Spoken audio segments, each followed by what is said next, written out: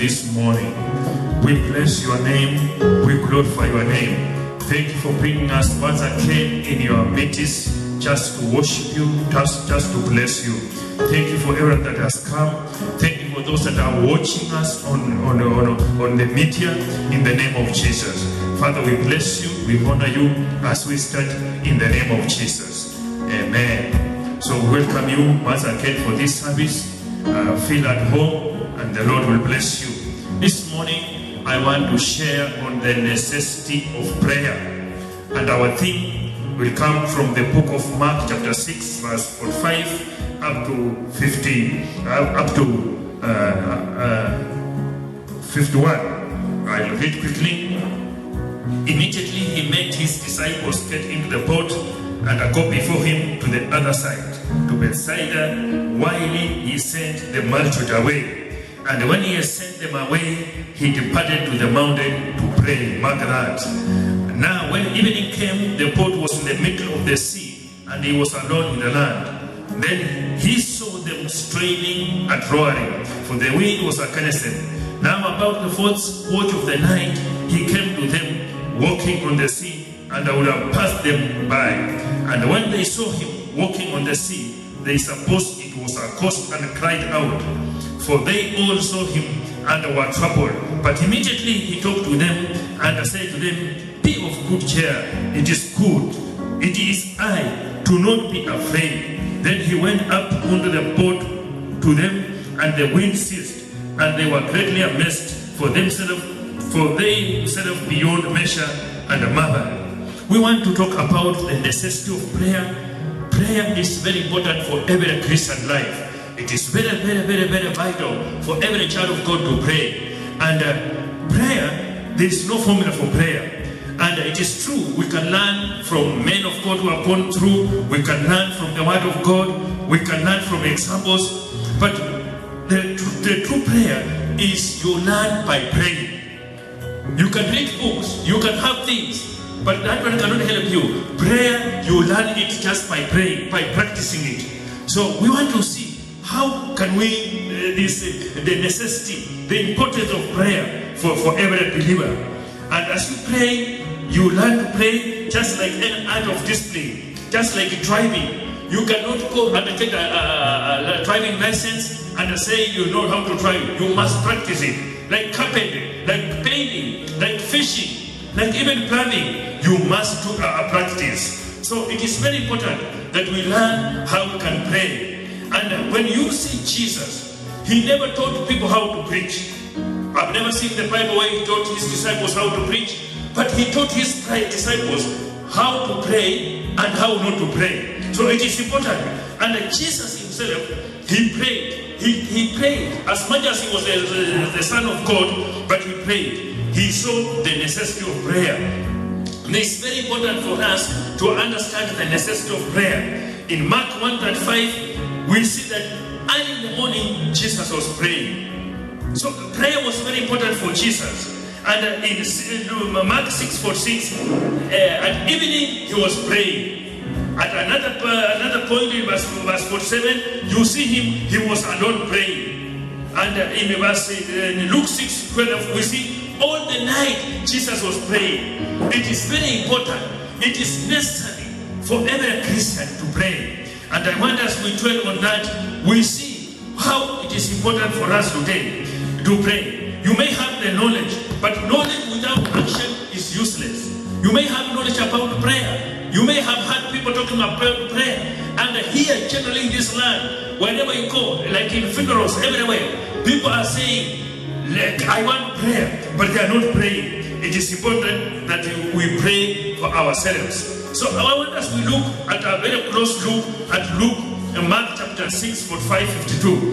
I want us to go by verse by verse, just slowly, and we'll see the necessity of prayer. The Bible says in verse 45, immediately he made his disciples get into the boat and go before him in the other side, the Bethsaida, while he sent the multitude away. So I want us to look verse 45. Immediately after the great miracle crusade, Jesus had a crusade People had gotten healed. Miracles had happened. Immediately after people had gotten healed, people had received healing. What did happen? What happened? He sent the multitude away. He sent the disciples away. Why was he sending them away? He wanted to retreat to go and pray. He knew that people may end up and make him a king. They could end up by worshiping him. And immediately after the Great Crusade, immediately after the victory, he went to pray. I challenge you, church. Immediately after you have gotten a victory, go and pray. Immediately after you have succeeded, go and pray. Immediately after you have gotten a victory, go and pray. Why? In other words, you are going to tell God, it's not me, it's all about you. Return all the honor and the glory to God. Immediately you have gotten success in whatever you are doing, go and pray. We see this. Jesus, after a great victory, he went and prayed. Why that? In John 6:15, we see they were planning to make him a king, and he knew the time was not yet ready, and that's why he would retreat and go and pray. Brethren, God can use you, and when God has used you, be careful. People may end up by worshiping you. People may end up by taking the glory of God and bringing it to you. The best way you can do, go and pray. Why was he doing like that? He was keeping, there is a tendency of pride coming in. God may use you and you reach a point and you see pride start coming in. On the hand, you see yourself and say, I'm the one doing this, I'm the one doing this. So he was retreating to make sure that the pride does not come in. So after we have prayed, after miracles happen, retreat and go and pray. That people may not concentrate on the victory, but they may know that there is the Lord who is standing. Prayer is not something we think about or do when things are getting tough. I want to declare it. Don't pray when things are getting tough. Prayer should be all throughout. It should be a daily activity. We should pray throughout. By the way, if things are getting well, it's when you need to pray a lot. When things are getting on well, it's when you need to pray a lot. So prayer, don't pray when things are getting tough. Pray when things are getting tough. Pray when things are getting on well. Prayer is not a spare tire. Those of you try it. A spare tire, you put it in the boot. You put it under. It only comes when there is a danger. Prayer is not a spare tire. Prayer is a steering wheel. A steering wheel will direct the vehicle where to go. That is how very important it is. Prayer will direct you where to go. Prayer will direct you what to do. And it is very important that we pray all the time. It is a day-to-day business. It is an exercise. Exercise daily. I have seen during this time of COVID-19, people are doing exercise early in the morning. At 5 they are walking up. They are moving, they are practicing. They are doing exercise. They want their body to be stable. We should do it like prayer. We should do it with the prayer. Let us wake up early in the morning. We do exercise. Wake up at 5. Wake up at 4. Wake up at 6. Depending how you have trained yourself. But let it be an exercise. In verse 4-6, the Bible says, Jesus dismissed the disciples and put away the crowd before he could pray. He knew if the crowd is around. He knew if the disciples are around, they will bring destruction. If you are going to make prayer to be a necessity, then you should put things away. There are things that can disturb you. There are things that can interrupt with you. Put them away. There are things like TV. You can't be praying when you are put on TV. In my house, I've got a problem when that program called Maria comes on. Oh, nobody can pray. Even if you tell one prayer, they'll tell you, let us listen first to Maria. No, we must put away all distraction. We must put away things that can interfere with our prayer. If you are going to pray, let us separate ourselves. There is the aspect of separation. Separate yourself. You can separate yourself from your house. Come here to church. I've seen people coming here to church. Not that they cannot pray at home. They are just separating themselves. So Jesus had to make sure that people have been separated. He had to make sure that he has put them aside so that he can have time and pray. This one can give him concentration and determination. And even close friends can make you not to pray. Make sure that there are some people, if they come when you want to pray, just dismiss them.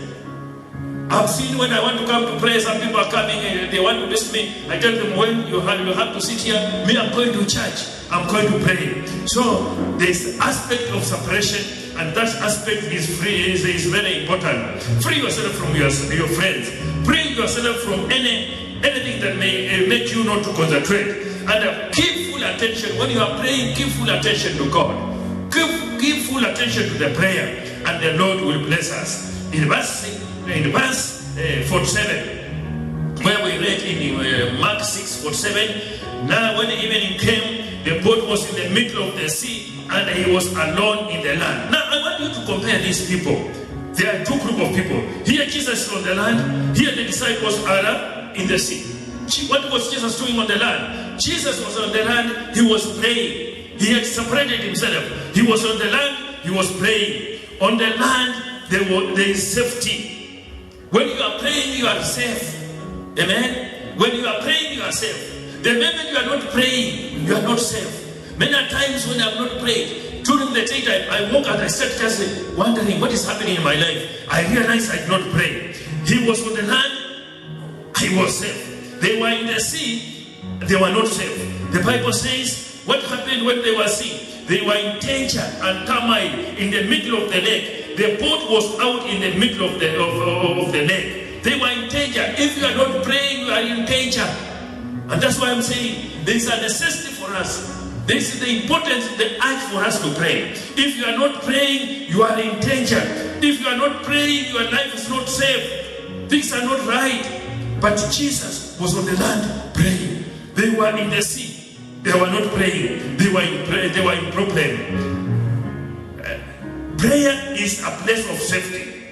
Prayerfulness will lead us into torture and danger. If you are not praying, you are under torture. Demons will attack you, and every kind of contrary forces will come upon you. I happened to meet someone yesterday, and he was telling me that he feels things are not right. He feels there are some attacks coming, and he was praying. I told him, brother, pray. Because if you are not praying, you are under torture. Demons can attack you. You are exposed to any attack. I would rather be alone in prayer than among a great crowd of prayerless people. Rather be alone in prayer than be in a crowd where people are not praying. Rather, there are people, you are just in the crowd talking, oh, how is Corona? How is the politics? How is this? Those people not help you. Be alone. Rather be alone in prayer than in a crowd where people are not praying.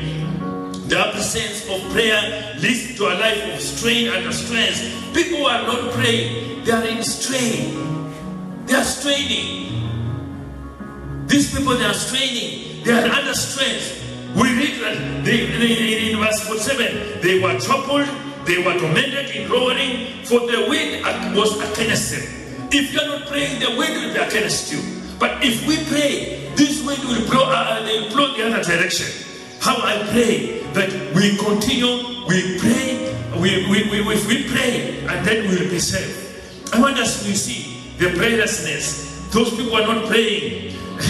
Those people are not praying. They depend entirely on others to help them. People are not praying. They just say, pray for us, pray for us. They depend on others. It's not bad for someone to pray for you. But if you are entirely depending on other people, you will receive the answer, but it will be too late. You may receive the answer, but it may be too late. In verse 48, what did the Bible say? He saw them straining and roaring, for the wind was against them. Now about the fourth watch of the night, he came to them. You know, they were not praying. They received the answer at the fourth hour. If you are not praying, you will receive the answer very late. But if you are praying, you will receive your answer on time. Amen? If you are not praying, the answer will come very late. But if you are praying, you will receive your prayer. These brethren, they did not receive the answer quickly. It was a bit late. The Lord will let you go through the rough journey until you are about to finish. God may lead you to go, you pass through the rough journey. The Lord may lead you, may leave you for some time. You may be doing some things, but the Lord may leave you up to some time. But when you are praying, He will come and rescue you. So how I pray that we be prayerful. We see the necessity. We see the importance. The cost of prayerlessness is higher than the prayer. If you are not praying, the cost is higher than if you are praying. You may say, why should I pray? Why should I torture my body? Why should I just waste my time? But the cost of prayerlessness is higher than the cost of prayer. So better pray. If you pray, you are reducing the cost. Otherwise, you will pay for it. You will have to pay for it. And it is very, very, very, very painful. In verse 49, we see, and when they saw him walking in the sea, they supposed it was a ghost and cried. When you are not praying, you are not sensitive. When you are praying, you are not praying, everything you see is a demon.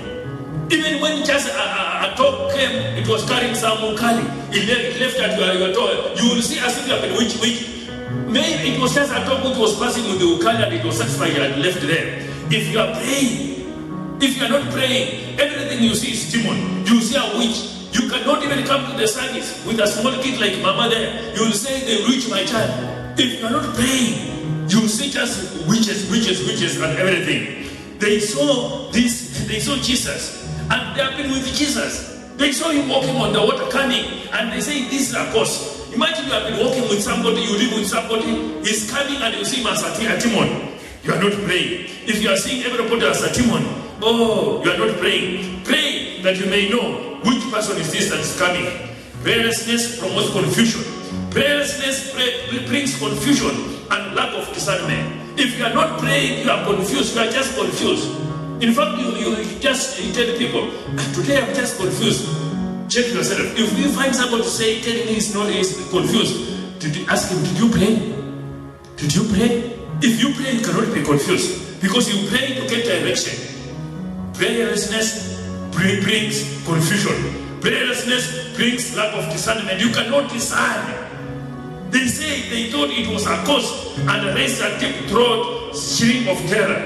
They thought it was a ghost. This was a presumption, pre-notion, and self-deception. Prayerless life will be empty. If you are not praying, you are empty. Hello? If you are not praying, you are empty. Have you hit an empty tin? It makes noise. God, there are people, if you just step on them, they make noise. Those are not praying. They are empty. Prayerlessness will bring confusion. It will bring distortion. It will bring unbalance. People are not praying. They are unbalanced. They cannot balance. They are deceived and lacking revelation from God. They don't have any revelation from God. So my prayer this morning is that we be alert in the spirit. They have got no alertness. They have got no vision. Prayerless people, they live a life of terror. They are under terror. They just think of terror. Terror to themselves. They are terror to themselves. They are terror to others. Imagine you are terror to yourself and you are terror to other people. A life hounded fear of the imaginary and the real. As I finish, prayerfulness brings calm. But if you are praying, you have got calm. You have got peace. People are praying, they have got peace. Watch people are praying, even if they are passing through a hard time, these people have got peace. People are prayerful. You cannot even know what they are passing through. They have got calm. The Bible says, he told them, you see verse 49, take heart, I am. He stepped into the boat and took command and brought peace. He exercised authority. The wind ceased. It served to rest as if it had exhausted by its own heating. Now Jesus was praying. He's coming to them. They are not praying. If you are prayerful, you will bring calm. If you are prayerful, wherever you go, you will bring peace. We are lacking people can bring peace because they are not praying. There are people who can start, when they start talking, they bring confusion. But if you are praying, if you are prayerful, you bring peace. If you are prayerful, you bring calm. God is counting on praying people to take command of circumstances. God is counting on prayer for people. Even this time of COVID-19, whenever you hear those news coming on, you are just fearful. But God is looking, people can give a hope. I want to give you hope this morning. As we pray, this COVID-19 will come to an end. This virus will come to an end. This virus will not sweep us. This virus will go. This virus is not powerful. than our God we are serving. That is what God is looking. He's looking for people who can bring peace in a midst of confusion. There will be peace. There will be calm. And people will not be troubled. Let us pray and let us continue praying until there is change in our lives and the circumstances. Brethren, let us continue praying. There's a necessity, the importance for us to pray. Even at such a moment, they can close the church, they can close everywhere, but they cannot close your mouth to pray. They cannot close your house. You can pray in your house. Even if they can close your house, they cannot close your heart. Because inside you is Jesus. And the greater is he that is in you than he that is in the world. You can pray. You can pray. I have always prayed in a vehicle while I'm traveling, going to Nairobi. I can just pray up to Nakuru. I'm still praying and interceding and praying quietly. Nobody can shut you to pray. They can shut you to attend whatever they want, but they cannot shut you to pray. It is very important for us to pray as a church. As I come to close, I want to encourage you. It's very important for us as a church, at such a time, pray. And I want to say, pray, pray, pray. Pray in your house, pray in your closet. Pray, separate yourself from things, and you will find prayer to be very important. In Jesus' name. Let's believe and pray.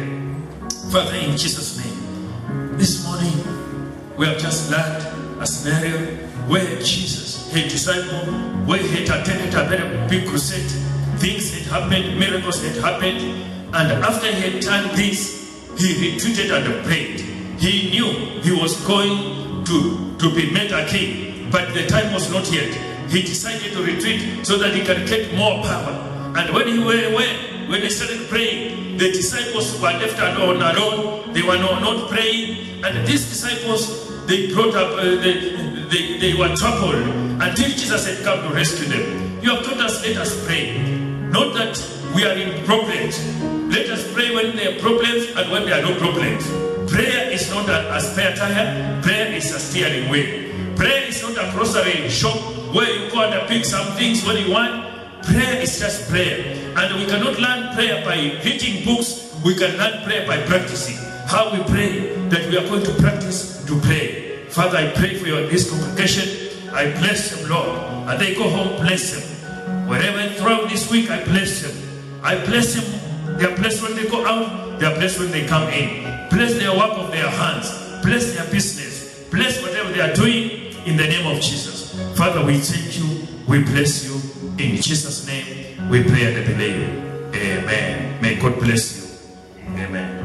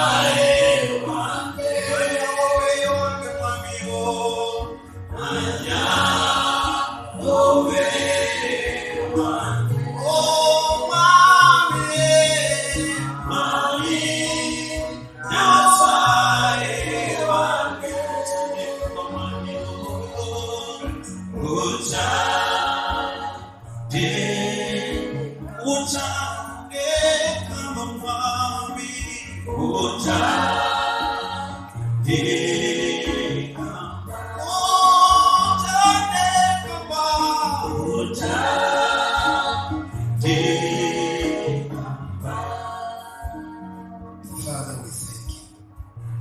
Thank you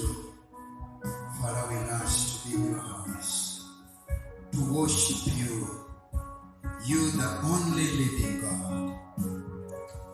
We bow before you this morning. We thank you for your word. We thank you for telling us again that prayer is the solution to mankind. And when we pray, there shall be calmness in our lives.